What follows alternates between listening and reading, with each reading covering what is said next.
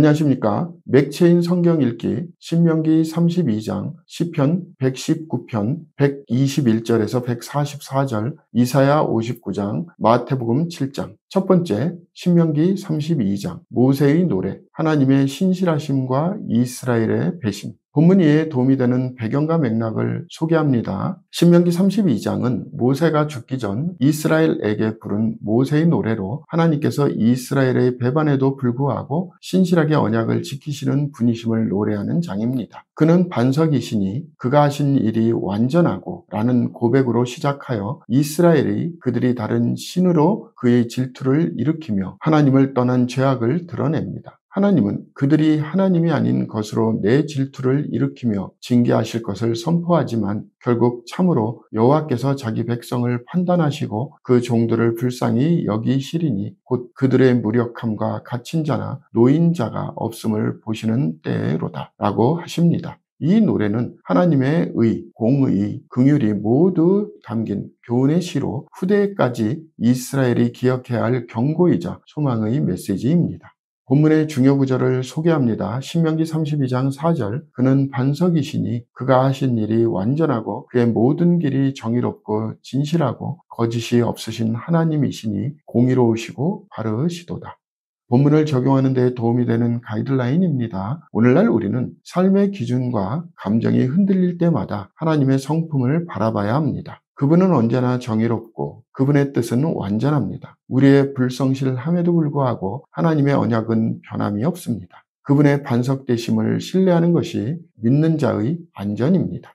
두 번째, 시편 119편 121절에서 144절, 고난 중에서도 견고한 하나님의 말씀. 본문 이해에 도움이 되는 배경과 맥락을 소개합니다. 이 구간은 히브리어 알파벳 아인, 페, 자데로 구성되며 시인은 악인에게 압제당하면서도 말씀에 대한 확신과 정의를 강구합니다. 주의 종을 보증하사 복을 얻게 하시고 교만한 자들이 나를 박해하지 못하게 하소서. 주의 말씀의 맛이 내게 어찌 그리 단지요 내 입의 꿀보다 더 다니이다 라는 고백은 외적 고통 속에서도 말씀으로 견디는 신자의 심정을 보여줍니다. 특히 136절, 그들이 주의 법을 지키지 아니하므로 내 눈물이 시냇물같이 흐르나이다 라는 말씀은 말씀을 따르지 않는 세상에 대한 애통함과 경건의 절규입니다. 본문의 마지막 절인 144절은 주의 증거들은 영원히 의로우니 라는 말씀이 영원히 정의롭고 생명을 주는 원천임을 고백합니다.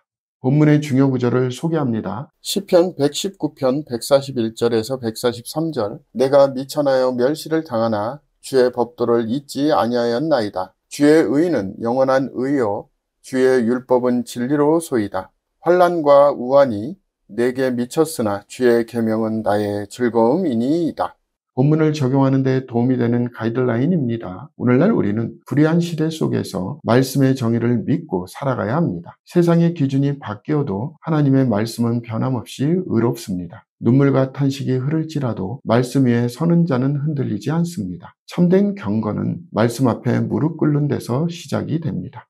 세 번째, 이사야 59장, 죄로 인한 단절과 구속자의 약속. 본문 이해에 도움이 되는 배경과 맥락을 소개합니다. 이사야 59장은 하나님의 구원이 지체되는 이유가 백성의 죄 때문임을 밝히는 고발의 장이며 종말의 구속자의 약속으로 끝나는 희망의 장입니다. 여호와의 손이 짧아 구원하지 못하심도 아니요 라는 선언은 하나님의 능력 문제가 아니라 인간의 죄가 문제임을 강조합니다. 거짓, 포악, 불의로 인해 정의가 우리에게서 멀고 공의가 우리에게 미치지 못한즉 이라는 고백이 이어지며 이사야는 공공정의의 붕괴와 영적 무감각의 현실을 고발합니다. 그러나 16절 이하에서 여호와께서 자기 팔로 스스로 구원을 베푸시며 구속자가 시온에 임하며 야곱의 자손 가운데서 죄가를 떠나는 자에게 임하리라는 종말론적 구원 약속을 주십니다. 이 장은 죄, 중보, 회복의 구조를 따라 구속사 전체를 조망합니다.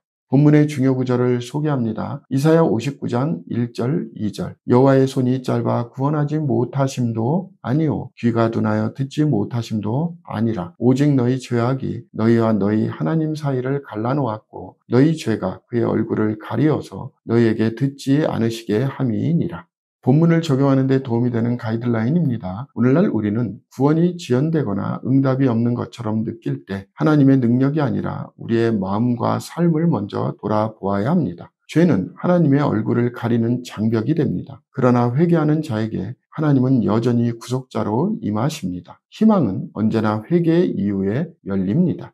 오늘의 마지막 본문 마태복음 7장 심판의 기준과 제자의 삶. 본문 이해에 도움이 되는 배경과 맥락을 소개합니다. 마태복음 7장은 산상수훈의 마지막 장으로 하나님 나라 백성의 내면과 실천, 판단과 구별, 그리고 마지막 심판에 이르는 경고와 권면이 담겨 있습니다. 비판을 받지 아니하려거든 비판하지 말라는 말씀은 자기의에 빠진 판단주의를 경계하며 거룩한 것을 그에게 주지 말며 너희 진주를 돼지 앞에 던지지 말라는 영적 분별력의 중요성을 강조합니다. 구하라, 찾으라, 두드리라는 기도에 대한 확신을 주며 좁은 문으로 들어가라는 천국의 진입은 쉽지 않음을 분명히 선언합니다. 특히 21절에서 23절에서는 나더러 주여 주여 하는 자마다 다 천국에 들어갈 것이 아니오 라는 말씀으로 행함이 없는 믿음을 경고하고 마지막 24절에서 27절은 반석 위에 집 지은 자 비유는 말씀을 듣고 행하는 자의 생존을 강조합니다. 본문의 중요 구절을 소개합니다. 마태복음 7장 24절, 25절. 그러므로 누구든지 나의 이 말을 듣고 행하는 자는 그 집을 반석 위에 지은 지혜로운 사람 같으리니 비가 내리고 창수가 나고 바람이 불어 그 집에 부딪히되 무너지지 아니하나니 이는 주추를 반석 위에 놓은 까닭이요. 본문을 적용하는 데 도움이 되는 가이드라인입니다. 오늘날 우리는 말씀을 듣는데 그치지 않고 실천하는 자로 살아야 합니다. 신앙은 고백보다 실천에 의해 증명됩니다. 거센 비바람이 몰아치는 현실에서 생존하는 믿음은 오직 순종 위에 세워진 믿음입니다. 반석은 말씀이며 행함은 그 위에 세운 인생입니다. 감사합니다.